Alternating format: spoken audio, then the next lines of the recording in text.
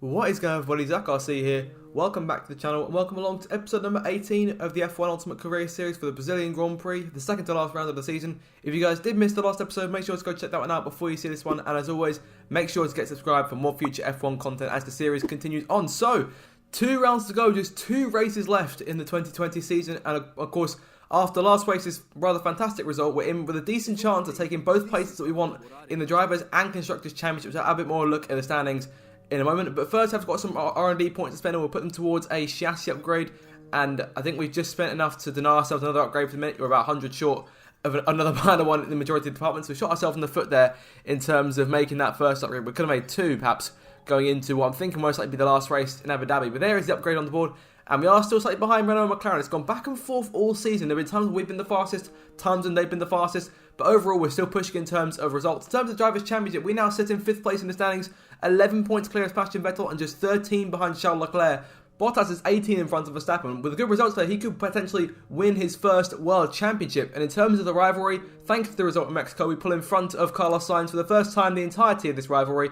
And we could get it done today if we can just beat him in this last race of the short little series of rivalry. So, we'll move over to accelerate time and get set for the Brazilian Grand Prix. So just Brazil and Abu Dhabi to go, and of course a rather fantastic season, a very exciting season draws its conclusion, and it's been great across the board. I've thoroughly enjoyed coming back to F1 2020. I'm looking forward to going on to F1 2021 when this first season draws to a close. But in terms of one more upgrade here, we'll go towards the powertrain department and put the rest of 1,000 resource points into that minor upgrade there, and those should come through hopefully both for the final race of the season. But now it's time to head us into Lagos for round 15 of the championship, the Brazilian Grand Prix.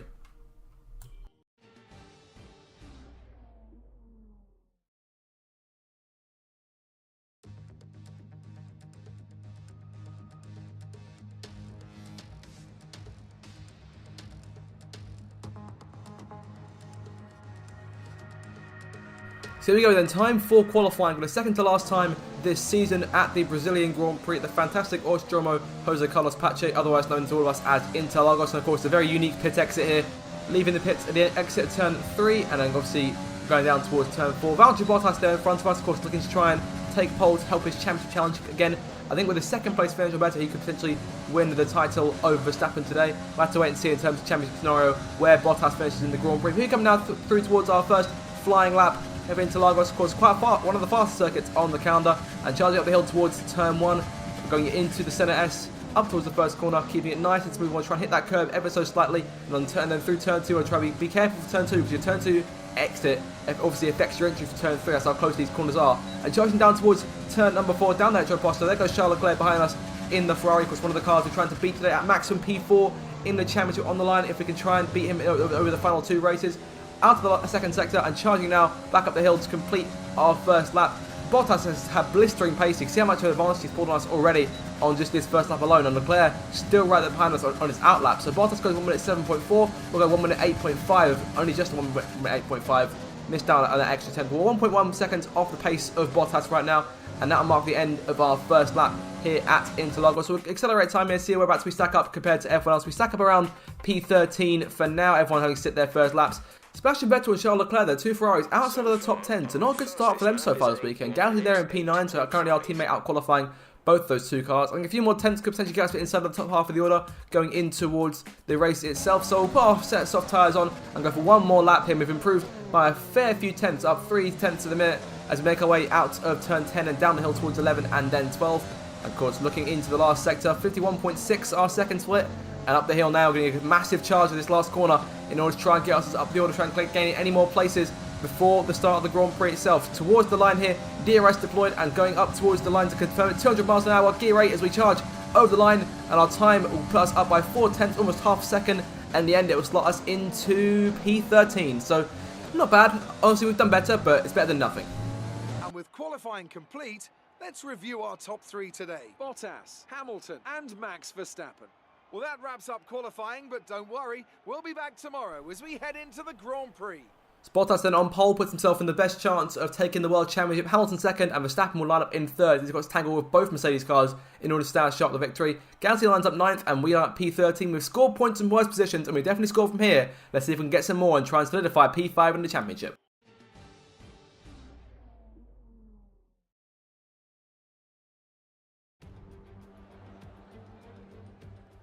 Formula One returns to Sao Paulo once again with the stage set for what promises to be another classic Brazilian Grand Prix.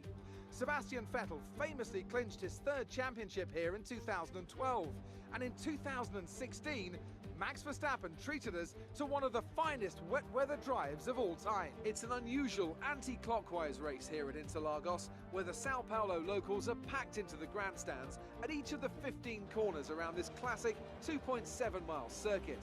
Two very fast sections bookend the famous and highly technical Sector 2, where getting a good run out of Junsao into one of the two DRS zones will be the key to any overtaking prospects today. Anthony Davidson, thanks for joining me once again for the Grand Prix. Why don't we start by talking about Carlos Sainz? There's a new gearbox in the back of that car, which means a grid penalty, and hopefully some excitement as they make their way through the field. Fingers crossed that's one failure they won't have to worry about today at least. There's not much of a silver lining to starting down the field with a penalty, but I think they'll be able to make some of that back up over the course of the race. It's time to see how our drivers are stacking up after yesterday's exciting qualifying session. Valtteri Bottas lines up on pole position, and it's Lewis Hamilton alongside. As we continue through the rest of the grid today, we have Verstappen, Vettel, Charles Leclerc and Albon, Perez, Gasly, Stroll and Daniel Ricciardo. Sainz, they'll be starting further back after an earlier grid penalty. Norris, Cohen and Raikkonen, Giovinazzi, Grosjean, Nicholas Latifi and George Russell, Magnussen and Esteban Ocon rounds off the grid. It's almost time for the lights to go out, so let's head down to the track and get this Grand Prix underway. So here we go then, no more talking, time for action here at the Brazilian Grand Prix from P13 on the grid, just 2 rounds to go in this 2020 season. In terms of strategy for the race ahead, we'll be looking at just the one stop here. Of course, we haven't got a set of soft tyres to use, so we're going hard to softs. Going for the hard tyre first, obviously we've got that extra choice from starting outside of the top 10, and I'll consider mediums, but I think the softs should get us to the end if all runs to plan. No gain from adjusting the stop lap at all. So we'll make our way now onto the grid and get ready now for 5 red lights for the second to last round of the season. The Brazilian Grand Prix about to get underway.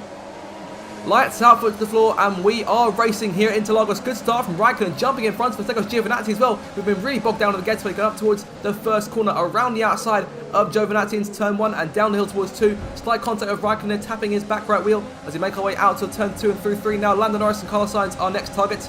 Warning for a collision with Raikkonen, no impact there. We'll carry on with our race, but maintaining our place only just off the initial race start. So good jump to get away from those 2 Alfa Romeos, but of course everyone around us is on soft tyres. Have we shot ourselves in the foot strategy wise here? We're on a set of hard tyres that will go us for the first 20 laps or so, but is this the right call? We'll have to wait and see if it pays off for us during this race. On to lap 3, DRS is in play for the first time and charging down towards turn 4. Can't make a move with Norris. Everyone's in a long DRS train here, so we'll stay as we are for the moment. But it's only a few corners later I got this rather ominous radio message. Right, we have a very worn out MG UK. Our battery charge speed is suffering, and if it gets much worse, we could be forced to retire. Again, to my mind, I don't think the game can retire you like you can nowadays, but I don't want to stick around to find out. So hopefully we'll try and maintain the MG UK in terms of web. But on to lap 7 here, the cars in front of us starting to get a bit more squirrely here, fighting for position. This train takes us up to as high as P8. Ricardo shows the way, this train in front of Gasly, then Sainz, Stroll, Norris and ourselves, with Raikkonen just under a second behind us in a minute. So keep an eye on him if we can try and work him back into the picture. But we'll focus on trying to chase down Lando Norris, going to dive to the inside of the racetrack into turn number 8 and jumping in front of our compatriot. We're still side by side, and let's go through 9. Keeping alongside that McLaren is a tough ask on a circuit such as this. We're going down the inside now for 10, and we'll win this fight jumping in front of Lando. Sainz scoring 1 point, but Gasly scoring 2. Remember, McLaren are still chasing us for the Constructors' Championship P4. We hold it off by a decent amount here, and 3 laps later on lap 10, we're still struggling to get around the Canadian here, and Sainz and Gasly are pulling away. Of course, Gasly, our teammate, want to try and beat him regardless, and Sainz, of course, our main rival. We need to try and beat him in order to actually confirm that we win this rivalry, because I'm not sure if just losing out to him thanks to qualifying as well will actually make an impact on that. But closing down on Stroll towards turn 1, down the inside of the racetrack in towards the first braking zone on lap 11. A bit too deep in turn 1. Stroll tries the outside, gets back alongside us, go over the curb at turn 2, squeeze him onto the curbs at 3. So out of the centre rest will maintain P11 for now, but Stroll might come back out. So Norris has joined the party now. He's going to try and pull to the outside of the racetrack, going towards the left-hander at turn 4. He'll back out a bit and we'll keep our place for now. We'll start trying to focus on chasing down Gasly and Sainz. Sainz now in front of Gasly a lap later on lap 12, and Norris keeping us under consistent pressure. So McLaren doing what they need to do right now is try and close in some points, but of course they've got quite a gap to close in, and they need a big score from those guys over this or the next race. Around the outside, Norris holding on to P11 only just, but you can tell he's definitely reminding us that he's right there and putting us under consistent pressure all the time. It's not a nice place to be in at all here. As he push further on to the end of lap 12, Norris will come out once again down the main straight, but from quite way back. Hamilton into the pit lane, putting on to a set of hard tyres. He'll open the pit window for all the soft tyre runners to come in and make the change onto what I'll only assume will be their hard tyres as well. Now, of course, the one thing we don't want here is a safety car at this point. As things stand, we'll be 5th in the championship. Still 5th in the standings. The one thing we don't want is a safety car, because, of course, at this stage of the race, we're forced to be pitting onto either a set of softs or a set of mediums. And I think chances are we won't be able to get either one of those sets of tyres at the end. The mediums have a chance, but they'll, of course, be quite worn by the end of the Grand Prix. A few more cars pitting here up to P4 on lap number 14, and Norris still keeping us busy right behind us in that McLaren. Stroll a bit further back now. He's almost out of DRS range of Lando. Albon and Ricciardo, the cars in front, Sainz coming to the pit lane, so he's now no longer our concern in terms of chasing him on the racetrack, but of course, let's try and beat him out the pit lane when we make our stop. And of course, the soft tyres will help with a push towards the end of the Grand Prix, provided that we stay as we are at the moment. So on to the end of lap 15, Norris had a problem with some kind. I'm not actually sure what, and I wasn't actually made aware. He was going, off into the grass there. But Norris has some kind of issue. I'm not exactly sure what it is, but he's now 3.5 seconds back from us and under pressure from Kimi Raikkonen. So we'll have to investigate that. Yellow flag, but it's not for Norris. Looks like one of the Red Bulls. Is that Verstappen? Is that Verstappen's championship over? It's Alexander Albon who's out the race. Verstappen's teammate. But the safety car's out, and that's not what we want at all. Normally the safety car works in our favour, but instead we've been shot in the foot by the strategy. So all of a sudden we've got a bit of a choice to make here in terms of what to do with our tactics, because we could stay out and try and go for our stop later on, but we'd lose a ton of track position and probably wouldn't be able to make it back. So I think we'll have to come into the pit lane here, and I think the only choice we've really got is to go onto a set of medium tyres and just hope they can get us the last 20 laps of this race. So into the pit lane then, Ricciardo joining us. He's on the medium tyre at the minute, so I'm assuming he'll probably change onto a set of hard tyres, get himself to the second flag, but a number of cars staying out there. Norris and Raikkonen both stayed out, so I'm curious as to what their plans are for the remainder of this Grand Prix. But in we come now, we won't let that jeopardise our own plans, and going now onto the medium tyre and just hoping and praying that'll take us to the second half of this Grand Prix. It'll be quite a struggle towards the end of the race, I imagine. I think we'll have to prepare ourselves for that, or just try and manage the tyres as best we can. So we'll re-emerge in what I believe will be P12, just behind our teammate Pierre Gasly there. Everyone around us now on hard tyres, so it's the same sort of situation as it was on the initial race start, because everyone was on soft tyres, we were on the hards. This time we're on the fresher tyre. Of course, I would have loved to have gone on the soft a bit later on in the race, but unfortunately not to be today. So now our target is to try and use these mediums as much as we can and try and get ourselves up the order, and then from there defend on whatever place we've got. Norris and Raikkonen will lead us to the green flag here. Back underway to kill off the second half of this Brazilian Grand Prix. Underway again on lap 19. Green flag goes back in the air and going up towards turn 1 and go for an immediate move on Gasly. And a bit too ambitious there down the inside of Carlos Sainz towards the first corner. Sainz squeezes us there, and he's got a habit of doing that. It's been a while since he did it back in China, quite a few races ago, but he's done it there as well.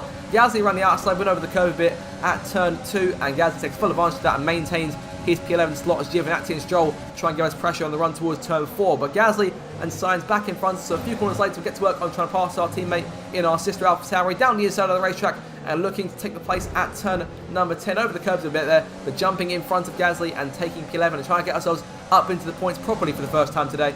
On to lap 20, Norris and Raikkonen have made their stops now, step back of the order. I'm going to go down the inside of Sainz into turn 8, looking for the 8th position around the outside of the Spaniard, and of course crucially for the lead in our rivalry to maintain our position in terms of points over him, because he definitely gained at least 1 through qualifying by outscoring us, but of course there's a total of 5 on offer here if you finish the race, obviously the range of the objectives there. But I'm in front of Sainz now, so the finish position 1 definitely works in our favour, and that should be all we really need, because we're also trying to avoid a penalty as well, so that should be all good for us. On to lap 21, our charge continues here. Perez, our next target, going around the outside of turn 4, going to try and make it stick here on corner exit. Yes, we can, and jumping in front of the Mexican on the racing point up into P7 now. And the top 6 all in front of us here in one long line, being led by, I believe, Valtteri Bottas. Perez tries the inside there, going into the sweeping right-hander of turn 6, so that was very close to perhaps losing that place. But Ricciardo in front of us, not giving Verstappen too much trouble, so we'll try and give him some trouble here on lap 23 of this race, and DRS come into play. We stepped at purple sector 1 and a green sector 2. You can actually take a bonus point for fastest lap here if we do it. Hamilton 1 minute 10.2, we took 1 minute 10.1, so we're actually the fastest car